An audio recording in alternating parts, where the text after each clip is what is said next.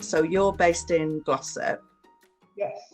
So for the last couple of years, probably, the option has been drive or get a train into Manchester, so head west to go east. But recently they've put a new bus line direct from Glossop all the way to Sheffield, and it's 45 minutes, which is probably how long it takes to drive, and you don't waste the time staring at a steering wheel. You can work while you travel, so it's kind of really useful. For some of my team who don't drive, it's been kind of a lifesaver, not lifesaver, kind of, it makes they can go to head office without having to drive or get a lift with someone or kind of do that. So it's kind of, it's just thinking about networks and kind of just give it a bit more thought, because there must be enough demand because it started and it's still going, and kind of just keep on embedding good transport links.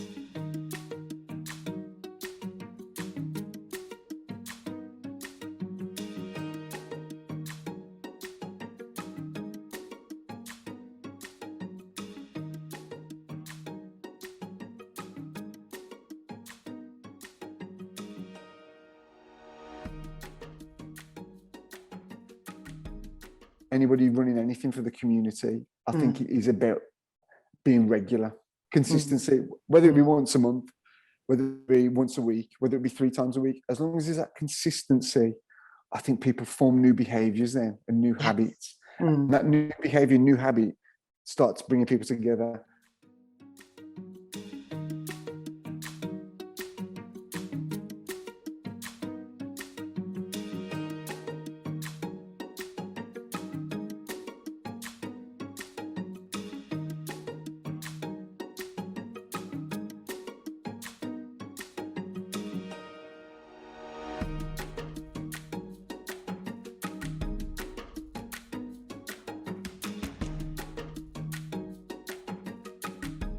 The starting point for me was the university.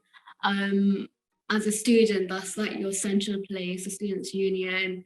And based on that, I made friends who were living here. And so that's what helped me have that connection initially to Sheffield, purely because of the university and the connections that I made with the university. And then I think the next bit would be my workplace. That has helped me to feel connected to the city, because through SM4Cs, I've met people who are actually working in Sheffield, who have been living here for like a really long time, and who have been able to recommend me places that I can go visit, places that I'm able to eat at.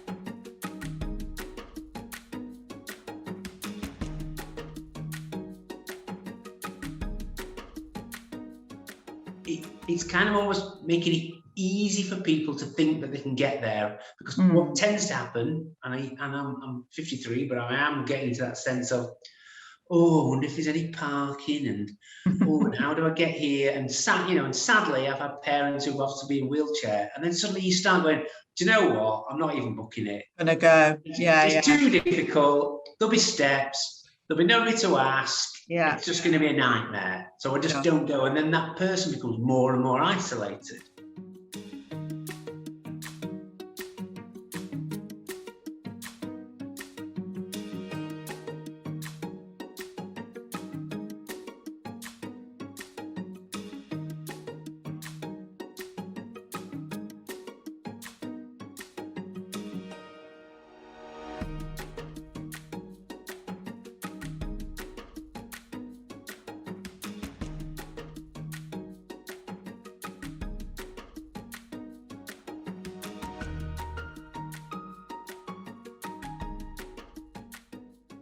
Well, I've got my own car, Yeah.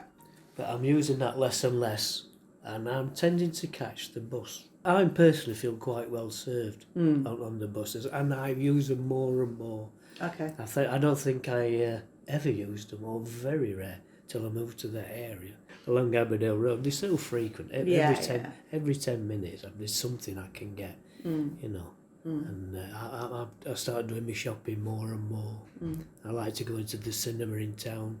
As an older person, the things that I see in the centre, you know, they've altered some of the bus routes. Yeah. I noticed the one I get are uncovered. And I don't know if it's a temporary one, you know, whereas the ones that we had near the Peace Gardens were all covered, and it was a nice place to wait. You were surrounded by other people. I think if I was 85 and I caught the bus in to do my Christmas shopping, I think I'd be thinking, I've got to cross that main road, get down outside, wanting an uncovered thing. And would I be racing back again?